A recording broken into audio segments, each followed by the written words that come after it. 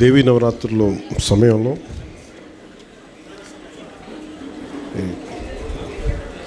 ఈ వారోత్సవాలు, అటవీ సంరక్షణ వారోత్సవాలు జరుపుకోవడం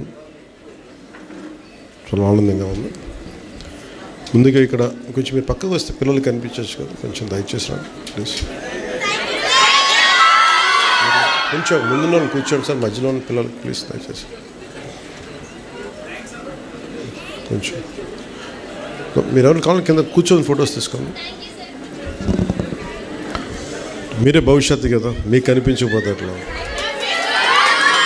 పాపం నిజంగా మీరు దసరా సెలవుల్లో ఇంట్లో కూర్చొని సరదాగా ఉండాల్సిన మీరు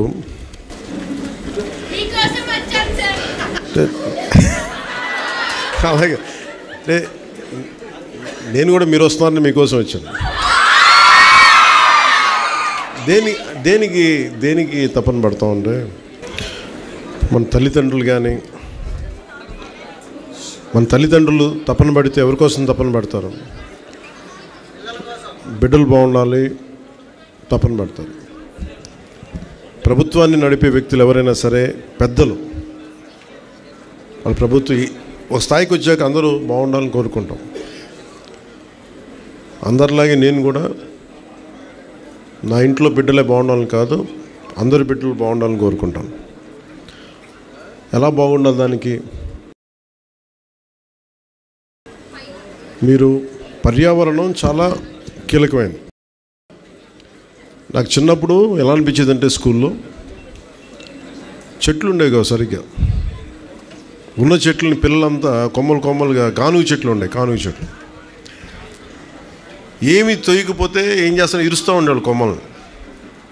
ఎందుకు ఇరుస్తున్నా నాకు అర్థమయ్యేది కాదు.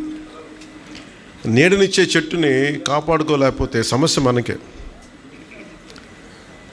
ఈ పర్యావరణ పరిరక్షణ ఇవన్నీ ఏంటంటే, నీడనిచ్చే చెట్టుని ఫస్ట్ కాపాడుకుంటే దాన్ని ఆధారపడి పురుగులు, చిన్న దాన్ని తినడానికి పక్షులు, అలా ఎన్ని రకాలుగా పెరిగిపోతాయంటే, ఒక్క చిన్నపాటి వాన చుక్క పడితే దాని చుట్టూ బోళ్ళంత కనిపించని జీవం పెరిగిపోద్ది.